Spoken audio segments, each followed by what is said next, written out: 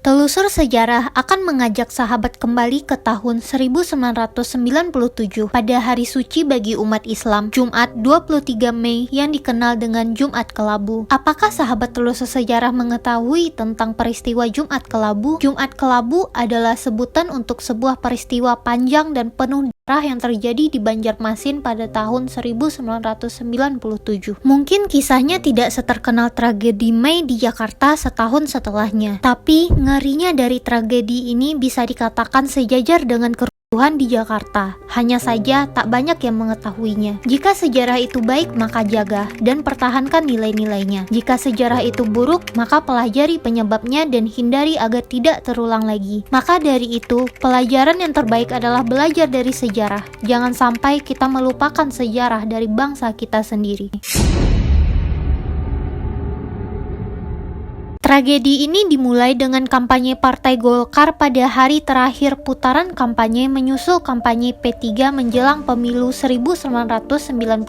Kampanye dimulai sekitar pukul 9 waktu Indonesia Tengah. Kegiatan kampanye sudah semarak, warna kuning ada di mana-mana. Golkar membagi-bagikan sapu tangan bergambar beringin dan bekal nasi bungkus yang berjumlah 10.000 buah. Sasaran kampanye ini ialah para buruh, tukang becak, dan tukang ojek. Sekitar pukul 11 waktu Indonesia Tengah, kampanye membagikan nasi bungkus dan sapu tangan ini usai dengan tenang dan tertib. Sekitar pukul 12 atau tengah hari, umat Islam menjalankan ibadah sholat Jumat. Sewaktu ibadah berlangsung, sebagian masa kampanye Golkar yang umumnya terdiri dari anak-anak muda dan remaja masih berkampanye. Mereka berputar-putar keliling kota dengan menaiki sepeda motor. Banyak di antara sepeda motor itu knalpotnya dicopoti, dan suara raungan mesin motor dirasakan sangat mengusik ketenangan mereka yang sedang menjalankan ibadah salat Jumat. Puncaknya ketika arak-arakan sepeda motor tersebut melewati Masjid Nor di Jalan Pangeran Samudra. Masjid ini terletak di daerah basis P3. Menurut sumber dari tim Lembaga Bantuan Hukum Nusantara (LBHN) cabang Banjarmasin yang melakukan investigasi ke lapangan, ketika masa yang akan berkampanye itu melintas, jamaah salat Jumat yang luber sampai ke jalan itu masih sedang berdoa. Sebenarnya Porlantas sudah berusaha menghadang masa beringin, namun Satgas Golkar bersikeras untuk melewati jalan itu. Alasan mereka, salat Jumat tinggal membaca doa saja. Namun benar saja, suara bising itu mengganggu jamaah. Kemarahan jamaah dengan cepat menyebar dan sampai ke telinga penduduk di berbagai sudut Banjarmasin lainnya. Usai salat Jumat, terjadilah kerusuhan di depan kantor DPD Golkar Kalsel. Kabar itu segera tersiar dan massa dari berbagai penjuru berdatangan tanpa bisa dibendung. Mereka akhirnya bentrok dengan Satgas Golkar yang rata-rata berasal dari organisasi pemuda Pancasila dan FKPPI. Karena massa terlalu banyak, Satgas Golkar terpaksa mencari jalan selamat, tapi akibatnya ada 6 mobil peserta kampanye Golkar yang dibakar massa. Di depan kantor Banjarmasin Pos, dari arah timur, ribuan massa menyerbu dengan membawa berbagai macam. Mereka berlari-lari ke arah lapangan Kamboja, tempat puncak acara kampanye Golkar akan dilangsungkan. Di sepanjang jalan semua bendera, spanduk, umbul-umbul Golkar diturunkan dan dibakar. Di sana mereka bergabung dengan massa penyerbu yang mula-mula muncul di pinggir lapangan. Panggung kampanye pun diserbu dan dirobohkan. Kaum penyerbu bertarung dengan 20.000 massa Golkar yang sedang berkumpul di sana. Para petugas keamanan tidak mampu mengendalikan pertarungan dengan kekerasan tersebut. Sebuah rumah ibadah gereja HKBP yang terletak di dekat kantor Banjarmasin Pos mulai terbakar. Mobil pemadam kebakaran yang berusaha mencegah menjalarnya api ke gedung Banjarmasin Pos terpaksa pergi karena petugasnya dikalungi oleh massa sebagai ancaman. Namun akhirnya api tidak jadi melalap kantor Banjarmasin Pos. Sebagian massa menyerbu Hotel Istana Barito. Di sana mereka berhadapan dengan ribuan massa Golkar yang berkumpul di depan hotel yang tengah bersiap-siap untuk kampanye sore itu. Dari arah barat tiba-tiba muncul ribuan massa lain. Sebagian mengenakan kaos hijau dan atribut P3. Mereka menyerbu massa di depan hotel. Mobil-mobil yang kebetulan ada di sana luluh lantak, kaca-kaca hotel pecah dilempari batu. Mulai pukul 15 waktu Indonesia Tengah, listrik padam, menambah suasana mencekam. Kerusuhan meningkat. Sebagian besar tamu Hotel Istana Barito masih berada di dalam kamar. Mereka dalam kegelapan. Tiba-tiba sapam hotel mengedor pintu-pintu kamar dan berteriak kebakaran. Para tamu pun berhamburan keluar, menyelamatkan diri masing-masing. Dengan cepat, kerusuhan kericuhan menjalar kemana-mana. Massa terus melakukan pengrusakan sambil meneriaki yel-yel P3. Beberapa orang mengenakan atribut PDI. Suasana semakin kalut. Massa merusak mobil-mobil pribadi yang ditemui di jalan raya mana saja dan menjarah isinya. Serta ada sebuah mobil yang meledak setelah dibakar di jalanan. Fasilitas umum dihancurkan di jalanan. Massa juga merusak dan melempari ruko-ruko yang berderet di sepanjang jalan HM Hasanuddin sampai jalan Ahmad Yani. Di kawasan Sudi Mampir, jalan MT Haryono dan jalan Pangeran Samudra. Di dalam komplek Plaza Mitra, dengan persetujuan dari manajemen di Jakarta, pimpinan TB Gramedia memutuskan untuk menutup toko dan karyawan diminta segera meninggalkan lokasi kerja. Semua pulang dengan catatan tidak memakai atribut P3 manapun. Di depan Plaza Mitra, petugas mulai menutup jalanan dan membuat pagar betis untuk melindungi kompleks pertokoan itu. Tetapi ribuan massa tidak terbendung. Mereka merangsek ke depan, memecah pagar betis petugas, memecahkan kaca-kaca estalase, masuk ke dalam gedung, dan menjarah apa saja yang bisa diambil. Gas air mata yang disemprotkan petugas tidak mampu menahan mereka. Hingga saat itu, Plaza Mitra baru dirusak, tetapi belum terbakar.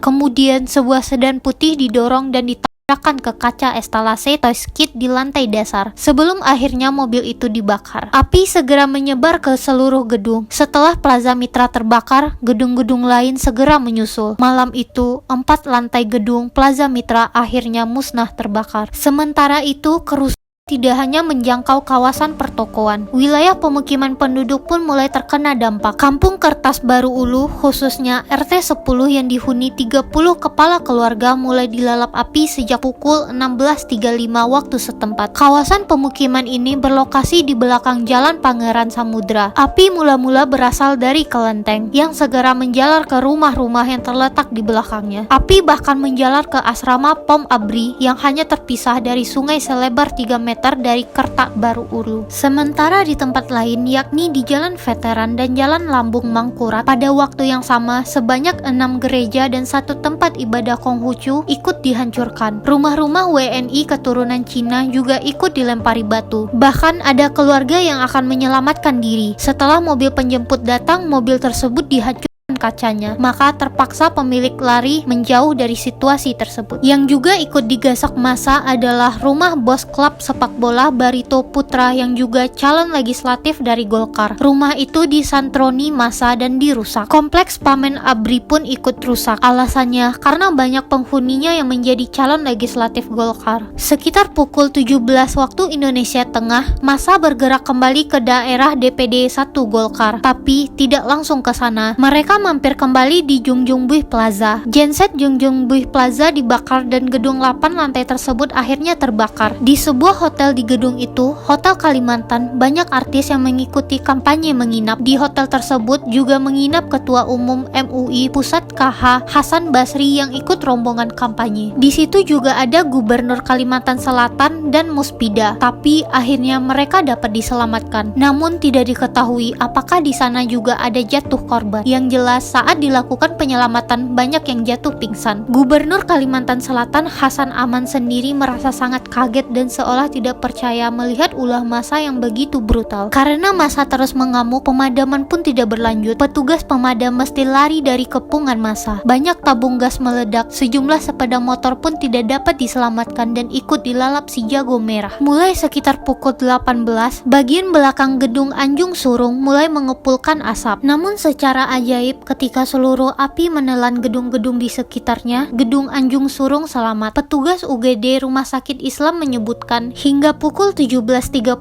rumah sakit tersebut merawat 12 orang korban. 8 diantaranya menderita 4 sisanya akibat kecelakaan lalu lintas. Sementara Rumah Sakit Ulin menyebutkan sedikitnya mereka merawat 20 orang pasien, termasuk Didik Trio Marsidi, juru foto Banjarmasin Pos. Didik massa ketika meliput penghancuran gedung markas DPD Golkar. Saat itu, orang-orang dari berbagai kampung pun mulai gelisah dan mulai melakukan pengamanan masing-masing. Mereka semua keluar rumah, menjaga setiap gang dan jalan-jalan masuk, lengkap dengan jam penjagaan dilakukan semalam suntuk karena mereka mendengar isu yang mengatakan bahwa Golkar akan mengadakan serangan balasan. Pukul 20.30 waktu Indonesia Tengah, massa beramai-ramai ke arah supermarket Mitra yang merupakan pusat pertokoan terbesar di Banjarmasin yang letaknya di Jalan Sumatera. Di gedung berlantai 4 ini banyak terdapat toko-toko elektronik, komputer, diskotik, ruang pertemuan, showroom mobil mewah, toko buku Gramedia, KFC, bioskop 21, dan sarana hiburan anak-anak. Massa berhasil masuk dengan menerobos blokade keamanan. Isi gedung dijebak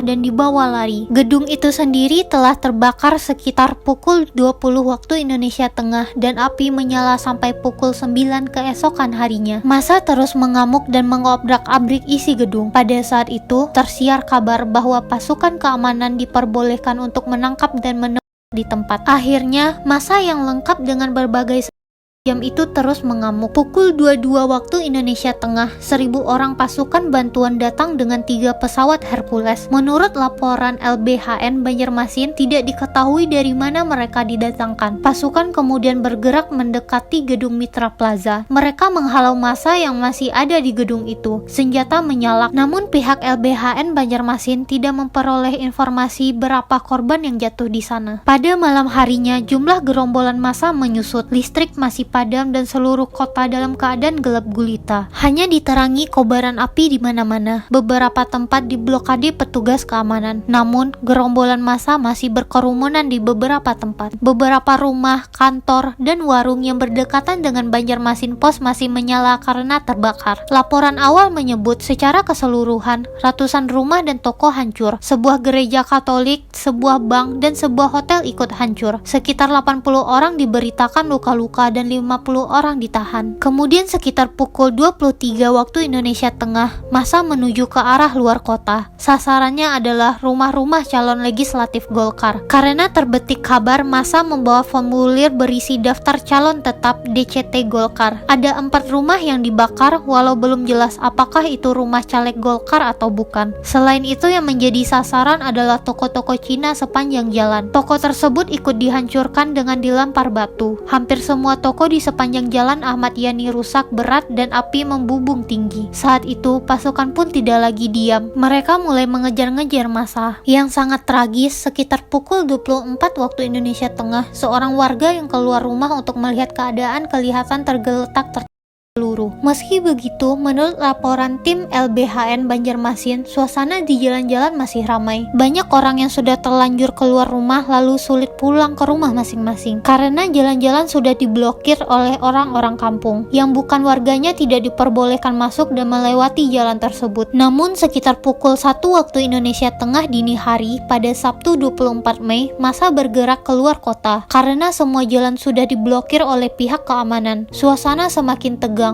khususnya di pusat kota. Semua listrik padam dan baru menyala pukul 9.30 pagi. Kemudian pasukan keamanan sekitar pukul 3 waktu Indonesia Tengah mengobrak-abrik kampung Kelayan. Kampung ini merupakan kampung terpadat dan dikenal banyak preman. Ada 195 orang yang diamankan di kantor Polresta. Kondisi mereka babak belur dan hampir semua menjadi sulit untuk dikenali wajahnya. Sekitar pukul 4 waktu Indonesia Tengah, masyarakat perumahan Beruntung Jaya yang semalam suntuk berjaga terus karena ada isu yang akan diserang, bertahan masuk ke rumah saat ada suara pasukan datang. Tak jelas berapa orang yang ditahan dari sana. Pukul 6 waktu Indonesia Tengah, aparat keamanan lebih kurang 5 truk datang ke kampung Teluk Tiram. Di kampung itu, mereka memburu massa yang diperkirakan ada di kampung tersebut. Mereka dengan lengkap di tangan berjaga-jaga terus di jalan-jalan utama. Setiap orang lewat yang kelihatan mencurigakan digeledah, bahkan yang terlihat menggunakan pakaian agak kumuh langsung dihentikan. Hingga keesokan harinya, Sabtu pagi, api masih menyala di kompleks Plaza Mitra. Seluruh lantai gedung tersebut masih belum bisa dimasuki, tetapi bau sangit dan busuk menyengat hingga keluar ruangan. Regu penyelamat belum bisa bertindak apa-apa karena gedung tersebut masih diselimuti api dan asap. Evakuasi baru dilakukan sore hari karena sebagian api sudah padam. Kapolda Kalimantan Selatan memberikan laporan kepada Kapolri mengenai kemungkinan terdapatnya sejumlah mayat yang terbakar hangus di jalan kompleks pertokoan. Para pejabat dari Jakarta yang sedianya berkampanye diterbangkan kembali dari Banjarmasin. Mereka termasuk Mensekap Saadillah Mursyid dan KH Hasan Basri. Pangdam Tanjung Pura Maijen Naumeri Anoem mengumumkan berlakunya jam malam di Banjarmasin mulai pukul 8 hingga 5 pagi selama 5 hari masa calling off kampanye 24-29